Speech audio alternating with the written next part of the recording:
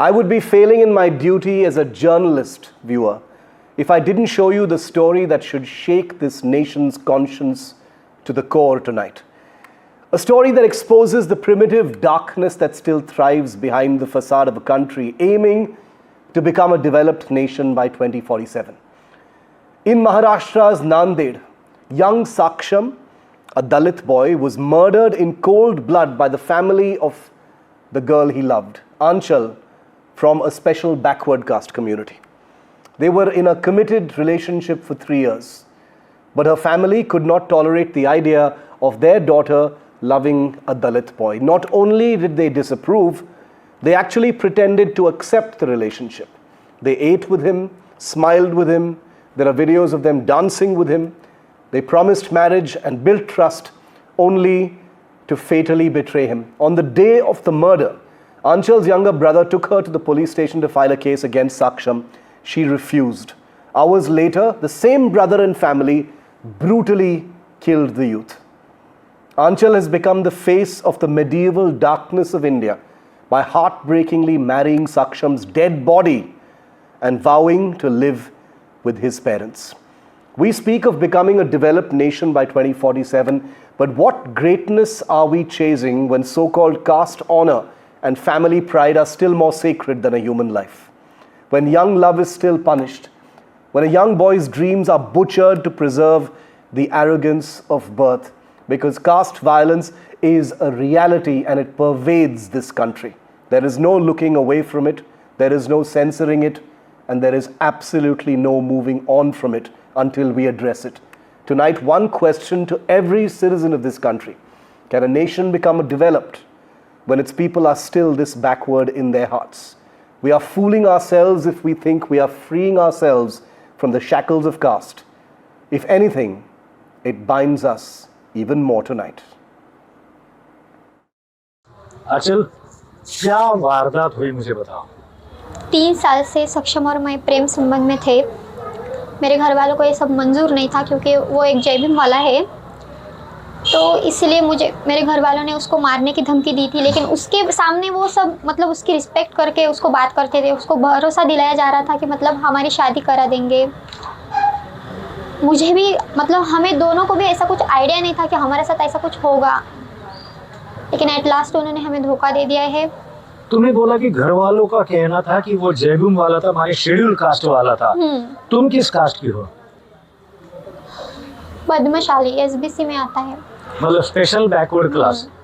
अच्छा, तो ये कहानी मंजूर नहीं थी, उन्हें समझाने की कोशिश की थी कभी तुमने अपने माँ बाप को?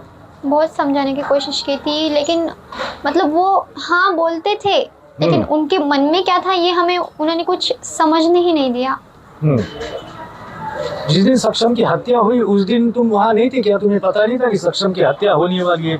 अगर तुम्हें पता था तो तुमने सक्षम को नहीं बोला कि आप भाग जाओ या हत्या नहीं करने जा रहे? मुझे सच में ऐसा कुछ भी पता नहीं था। उस दिन जब सक्षम की हत्या हुई उस दिन सवेरे 11 से 12, मतलब कंफर्म टाइम मुझे पता नहीं, लेकिन वो टाइम में मेरा छोटा भाई हिमेश मामिडवार मुझे इतवारा पुलिस स्टेशन में लेकर गया था सक्षम पे केस डालने के लिए। अभी पता नहीं कौन सी केस, लेकिन वो मुझे फोर्स कर रहा था कि उस पर केस डाल। तो मैंने सबके सामने उसको केस डालने से इनकार कर दिया। उसके बाद वो जो 2 पुलिस है, एक धीरज कोमुलवार और दूसरा माही दासरवार, उन्होंने उसको कहा कि तू इसको उसको मारकर यहाँ आता है, मतलब कुछ भी करता है तो मतलब तेरे बहन का जिसके साथ मैटर है उसको मार कर आना। तो तुम्हारा कहना है कि पुलिस ने उकसाया मारने के लिए? हाँ, तो फिर उन्होंने ऐसा बोलने के बाद मेरा भाई बहुत गुस्से में आया था, छोटा भाई मेरा।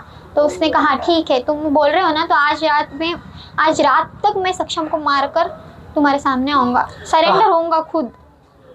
एक कहा जाता है कि सक्षम में और तुम्हारे भाइयों में काफी अच्छी दोस्ती थी। ये सब झूठ है। पहले हमारा प्यार था, फिर जब मेरे भाइयों को पता चला, मेरे फादर को मतलब मेरी मम्मी को, इनको सबको पता चला कि हमारा प्रेम संबंध है, मैं उससे बात करती हूँ, उसके बाद मतलब उन्होंने उसको मारने के लिए उसके साथ दोस्ती बढ़ाई। ये मुझे सक्षम को मारने के बाद पता चला कि उन्होंने दोस्ती क्यों की थी उसके साथ। And joining me on this incredibly tragic, horrifying story from Nanded in Maharashtra is Dr. Rehna Raveendran. She's an academic and a Dalit rights activist. Dr. Raveendran, welcome. Thank you for your time here on India Matters. I don't want to ask a question. I want to hear your view, your words on this story. We're all deeply, deeply affected by it. I know you are. Your words, Dr. Raveendran. Thank you, Shiv Aroor, for inviting me to be a part of the show. Let me start saying that this is something that gut-wrenching, and this is not something as an isolated incident that is happening in India. Yeah. It's just a part of the larger canvas of atrocities that's been happening against Dalits in India. If you look at the Constitution, we do have adequate constitutional provisions, starting from Article 14, 15, 16, 17, which abolished untouchability. And we do have legislations, starting from Untouchability Offences Act, which has been later renamed as Civil Rights Protection Act. And then we do have a powerful legal instrument called Scheduled Caste, Scheduled Tribes Prevention of Atrocities Act, Yes. which been, of course, amended over the period of time. But it has been considered to be the most powerful instrument, having adequate constitutional provisions and legislations.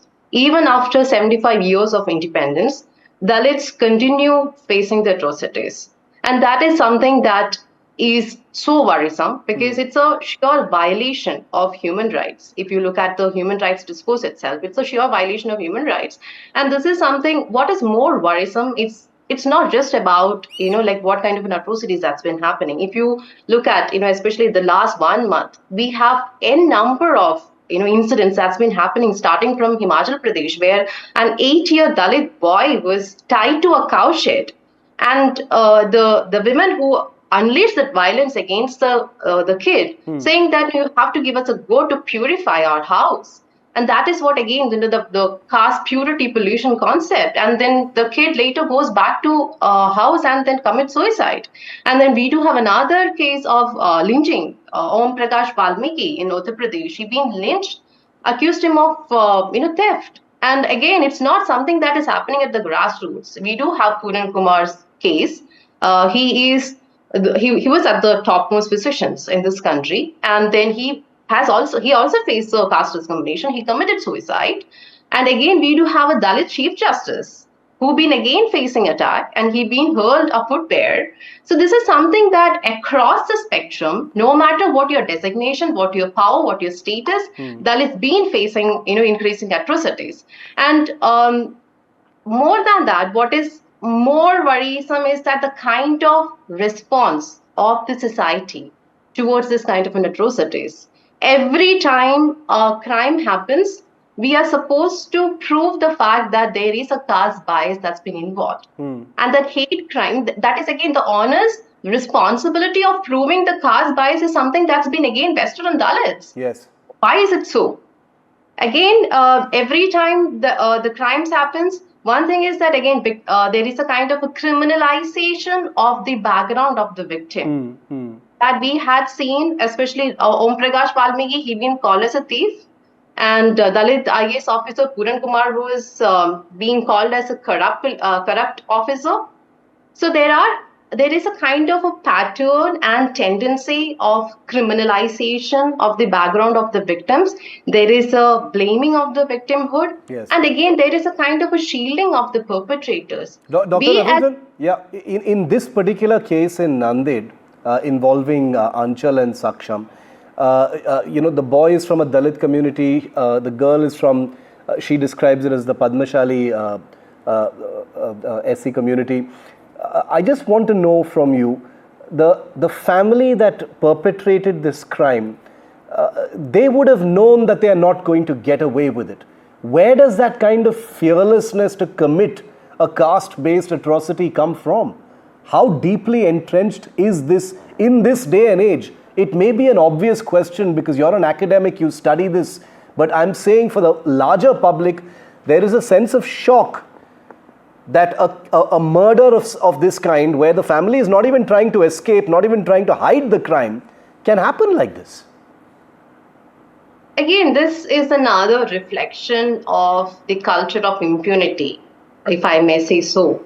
As I said, if you look at the prevention of atrocities case, if you study that atrocities case, there is a kind of a drastic decline of the conviction rate. and it's almost 23% of the conviction. There's a decline of 23% of the conviction rate, especially if you look at from 2021 to 2022. Conviction rates are declining. Acquittal rates are again increasing. And that too, despite the fact that again the government data, NCRB data says that every scheduled caste person in this country, they face crimes in every 10 minutes. Despite that, there is a high acquittal rates and there is a decline in conviction rates. The most problematic thing is that even if you look at the cases, the police refuse to make the complaints. They refuse to register the complaints, and there are shoddy investigation, and there is judicial prejudice against social stigma attached to that. Okay. I think this all collectively contribute to the fact that even among the perpetrators, they feel that the confidence. And the confidence comes from the fact that even if you're committing the violence against somehow, some way, we can be escaped from that particular law and legislation. In this particular case, Dr. Raveendran, young Anchal, she's all of 21 years old. Saksham was 20 years old. They'd been in a relationship for a few years. These horrifying images on our screens of her applying the vermilion on his head, on his dead body, and saying that I have married my dead lover and I'm going to live as his wife with his parents now, even though he's dead. I want to ask you, because again, you have a perspective on these things, especially in the remote parts of the country. Wouldn't Anchal's life be at risk now? Of course, the media cameras are there. The national media is there, and that brings a sense of security. But once the cameras leave, wouldn't her life be at risk? Absolutely, absolutely. If you look at the kind of trauma that she's been even facing now, when all the camera goes off, again, the society remains the same, and the society which is completely uncivilized, and a society that hasn't even learned the fact that there is a factor of constitutional morality.